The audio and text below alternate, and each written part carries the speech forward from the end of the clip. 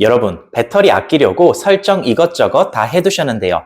솔직히 아직도 마음 한켠이 계속 불안하지 않으세요? 이거 계속 꺼두는 게 맞나? 괜히 다른 기능까지 안 되는 건 아닐까? 다 해봤는데 왜 나만 효과가 없는 것 같지? 오늘은요, 새로운 설정을 알려드리는 영상이 아닙니다. 아직 배터리 설정 안 하신 분들은 고정 댓글에 안드로이드, 아이폰 모두 정리해 뒀으니까요. 먼저 확인하셔도 좋아요. 오늘은 이미 설정을 다 해봤는데도 배터리 때문에 하루 종일 신경 쓰이는 분들을 위한 영상입니다. 왜 불안해질 수밖에 없는지 이것부터 정리해 볼게요. 많은 분들이 구글 주변기기 검색 끄고 삼성 주변기기 찾기 끄셨죠? 이거 맞습니다. 왜냐하면 이 두 기능은 이름만 다를 뿐 실제로는 같은 역할을 하거든요. 그런데 문제는요, 원래 둘 다 켜져 있던 걸 한꺼번에 꺼버리니까 사람 마음이 자연스럽게 불안한 겁니다. 이거 너무 많이 꺼버린 거 아닌가? 혹시 다른 기능까지 안 되는 건 아닐까? 이 불안감 당연한 거예요. 왜냐하면 이 설정 자체가 위험해서가 아니라 정확히 어떤 기능을 껐는지 확신이 없기 때문인데요. 그래서 기준 하나만 말씀드릴게요. 이 설정은요, 새로운 블루투스 기기를 자동으로 찾는 것, 딱 그것만 멈추는 설정입니다.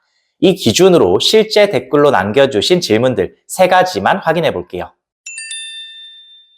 이거 끄면 기존에 쓰던 블루투스 이어폰이나 차량 블루투스 안 되는 거 아니에요? 걱정 안 하셔도 됩니다. 이미 연결해서 쓰고 있던 차량이나 블루투스 기기는 자동으로 연결됩니다.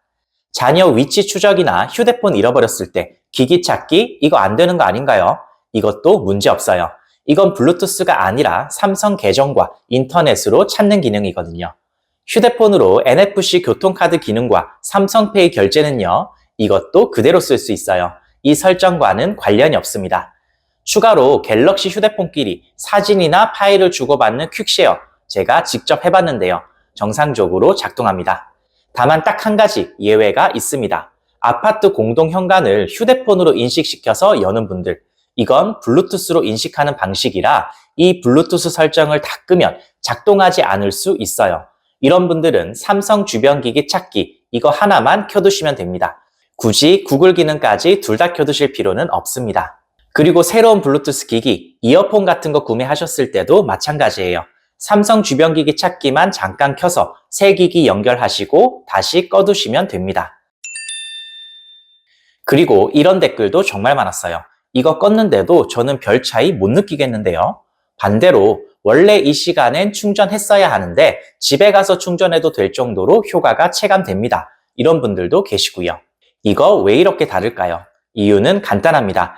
휴대폰이 비교적 새 것이라 배터리 상태가 좋은 분들은 원래 여유가 있어서 차이를 못 느낄 수 있어요. 반대로 몇 년 사용한 휴대폰은 배터리 수명이 이미 줄어든 상태라서 이런 작은 소모량만 줄여줘도 바로 차이가 느껴지는 거예요. 또 하나는 사용 환경입니다. 생각해보세요. 집에 혼자 있을 땐 주변에 연결될 만한 새로운 기기가 거의 없어요. 그런데 대중교통이나 사람 많은 카페에 가면 주변에 블루투스 기기가 정말 다양하고 많아집니다. 왜 자꾸 카페 에어컨이 제 블루투스 연결에 뜨죠? 이런 분들도 계시더라고요. 그럴 때 이 기능이 평소보다 훨씬 활발하게 돌아가면서 배터리를 소모하게 되는 거죠. 그래서 어떤 분들은 왜 밖에만 나오면 배터리가 빨리 닳고 휴대폰까지 느려지는 걸까? 이러시는 거예요. 제가 배터리 설정 알려드릴 때 3번째 도둑이라고 설명한 프린트 자동 검색 기능도 짧게 정리해 드릴게요. 이건 무조건 꺼야 하는 설정은 아닙니다. 휴대폰으로 프린트 자주 하시는 분들은 그냥 켜두셔도 되고요. 거의 안 하시는 분들은 꺼두시는 게 좋습니다.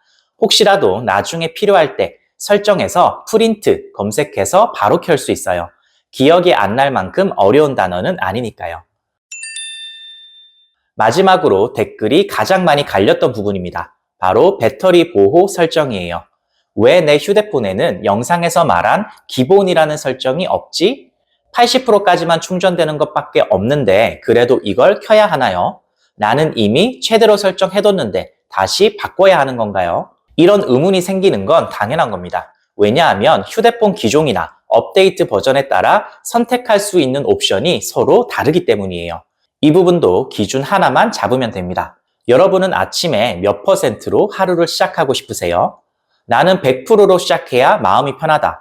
혹은 배터리가 더 보호된다면 그보다 낮아도 괜찮다.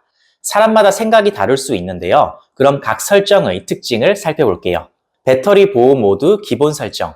제가 앞선 영상에서도 기본을 추천드렸어요. 이 설정은 100%까지 충전되면 그 이후로는 충전을 멈춥니다. 그러면 자연스럽게 99%, 98%로 줄어들겠죠. 그러다가 95%까지 떨어지면 다시 100%로 채웁니다. 그래서 아침에는 배터리가 100%에 가깝게 시작하게 되고 보호도 되는 거죠. 무엇보다 아침에 불안하지 않아요. 배터리 보호 최적화 설정은요. 배터리 보호 모드에서 보호 최적화 선택하신 분도 있어요. 이건 밤에 충전하면 처음에는 80%까지만 채우고 기상 직전에 100%가 되는 기능인데요. 이게 나쁜 설정은 아닙니다. 다만 생활 패턴이 일정하신 분들에게만 잘 맞아요. 반대로 기상 시간이 들쭉날쭉하거나 교대 근무처럼 생활 패턴이 불규칙한 분들은 어느 날 아침에 80%로 하루를 시작할 수도 있어요. 이건 배터리 수명시키려다 심리적으로 더 불안해질 수 있습니다. 최대 80% 또는 85%까지만 되는 분들.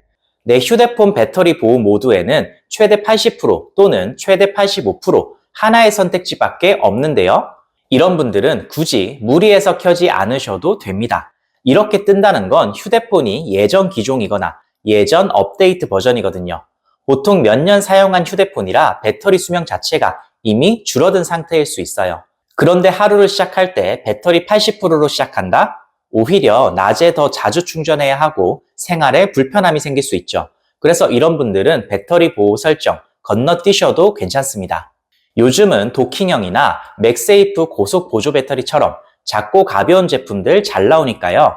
외출할 때 불안하시면 작은 사이즈 하나 가방에 넣고 다니시는 것도 방법입니다. 그럼 배터리 보호 모드 깔끔하게 정리해 드릴게요. 내 휴대폰에 기본 설정이 있다면 기본을 선택하세요. 내 생활 패턴이 아주 일정하다면 보호 최적화도 좋습니다.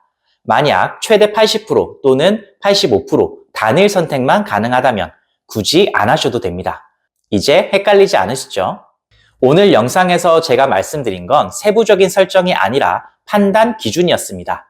배터리 아끼려고 이것저것 설정 다 해봤는데 계속 불안하셨다면 그건 설정이 잘못돼서가 아니라 어떤 게 내 상황에 맞는지 확신이 없었기 때문이에요. 오늘 영상 보시고 이건 나한테 맞고 이건 안 해도 되겠다. 이렇게 판단하실 수 있다면 그걸로 충분합니다. 영상 도움이 되셨다면 좋아요 한번 눌러주시고요. 궁금한 점은 댓글로 남겨주세요. 오늘도 편하게 쓰세요.